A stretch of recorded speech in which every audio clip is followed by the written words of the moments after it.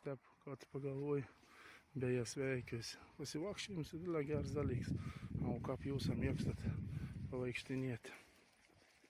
Nu i kon gaminsam zdrazdas. Tu jā patiši mēs nesam tom mēsl šmota i būs skaņa. Roža un čia pats maloniaujas darbs čia, kad taip išsikrauj, čia tau rudoji, čia tau raudonoji, tā toliau.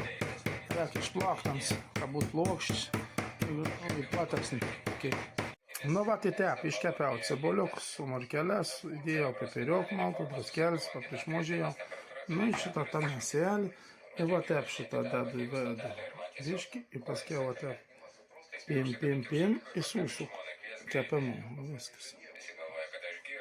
Nu, į tep šitą va suviniuojamus. Galėlis užkaišėjam. Suviniuoj. Aišku, rēk į padruskīt, į paprišmužiau to mėselį, visko rēk. Nu, jau sugebės kiekvien savu skoniu turēt, tai pavarīs pagal savus. Nu, į tep pakol bolvius vārdu ir kepti į kepsnelės, drasdelę. Aš darau salot burukėlį, sutarkoju postu dēdeļu obuļu.